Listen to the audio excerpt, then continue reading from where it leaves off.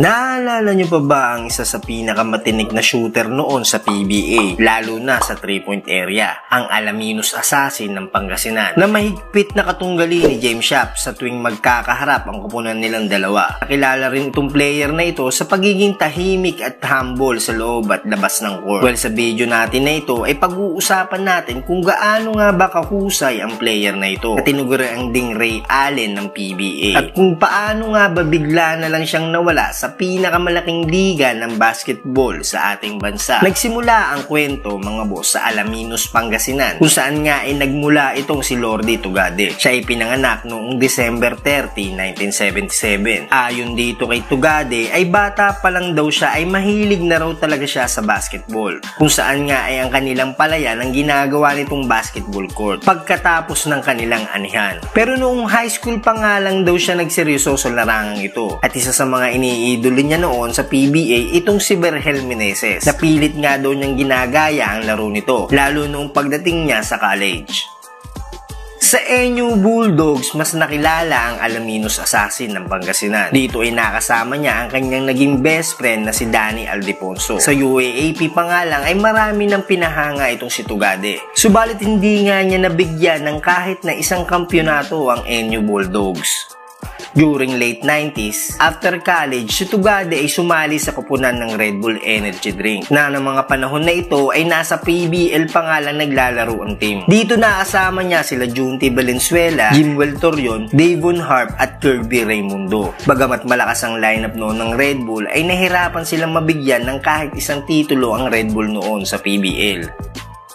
Noong 2000, matapos lumipat ng Red Bull sa PBA at maging pang-10 team ng liga, ay sinama ni Coach Yeng Giao si Tugade sa 6 na player na naging direct hire ng PBA. Well, hindi nga siya dumaan sa proseso ng pagiging isang drafted player. Sa unang 3 season niya dito ay limitadong minuto nga lang ang nabibigay sa kanya ni Coach Yeng, dahil solido rin naman talaga ang lineup noon ng Red Bull na mayroong Willie Miller, Mick Pinisi at Davon Harp. But despite sa pagiging role player niya lang noon, ay nakuha naman nila ang 2 PBA titles noong 2001 at 2002 Commissioner's Cup. Well, 2004 to 2005 season, sa pagkakaalis ni Davon Harp at Willie Miller sa lineup ng Red Bull, ay dito nabigyan ng pagkakataon si Tugade na magkaroon ng mahabang playing time. Ang mga panahon na ito ay ang Alaminos Assassin nga ang naging mukha ng Red Bull.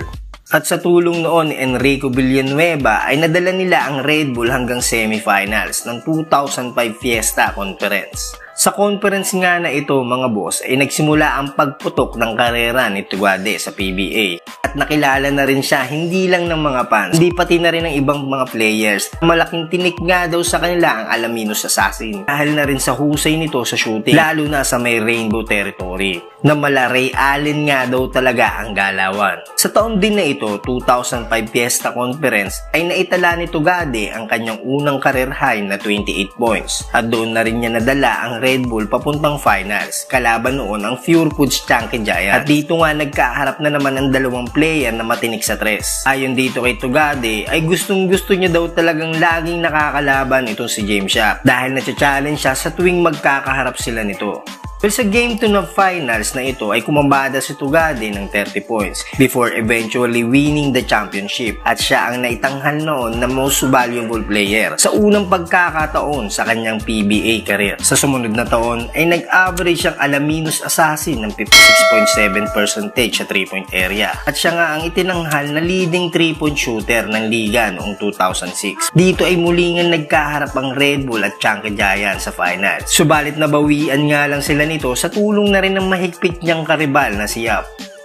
Bago matapos ang season, ay naging pang-4 siya para sa most valuable player, na naging dahilan nga yan para mapasama siya sa first medical team selection for the first time sa kanyang PBA career. Maganda na nga ang naging takbo ng karera ni Tugade noon sa PBA, pero marami ang nagtatanong kung bakit nga ba siya biglang nawala. 2006, 2007 sa kasamaang palad ay nagkaroon nga ng injury si Tugade. Ang injury na ito ay magiging mitsa ng pagbabago at unti-unting pagbaksak ng karir niya sa PBA. Dahil dito ay napilitan siyang i-trade ng Red Bull sa San Miguel Beermen. Kahit pa sinabi niya noon sa isang interview na Red Bull lang talaga ang gusto niyang paglaruan na team.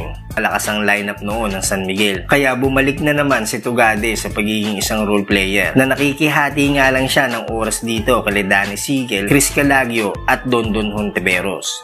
Pero ganun pa man mga boss, ay maganda pa rin naman ang pinakita niya dito at natulungan pa niya ang San Miguel noon sa kanilang 8 sunod-sunod na panalo. Pero dahil nga sa kanyang injury ay unting-unting nagbago ang kanyang laro at mas lalo pang bumaba ang kanyang playing time at mas lalo pang lumala ang knee injury niya. Kaya ang naging resulta mula 2008 to 2011 ay 64 games nga lang ang kanyang nilaro. At noong 2012 bago magsimula ang Governors Cup ay naitrade si Tugade sa Powerade at nakapaglaro lamang siya dito sa loob ng 10 games dahil pa rin niya sa kanyang pabalik-balik na injury. Kaya nag-average lamang siya dito ng 3.7 points per game. At sa pagtatapos ng season na ito, si Tugade ay nagdesisyon ng magretiro sa basketball. Well, isa si Tugade sa mga player sa PBA na masasabi nating biktima ng mga kalubat-ka ng injury. Medyo mahirap nga sa kanya ang desisyon na ito. Maaga siyang magretiro na kahit gusto pa ng isip niyang magpatuloy maglaro ay mismong katawan na nga niya ang pumipigil dito. Talagang nakakalungkot ito na marami pa sanang pagkakataon na mapapanood ng kanyang mga fans na magkaharap silang dalawa ulit ni James Yap. Tapos ang kanyang PBA career ay nag-focus na lamang si Tugade sa kanyang farm sa Pangasinan. Well, ayan lang muna ang video natin sa ngayon mga boss. At bago tayo magtapos ay huwag mo namang kalimutan na mag-like, comment at subscribe para ma-update naman kita sa ating mga susunod na videos.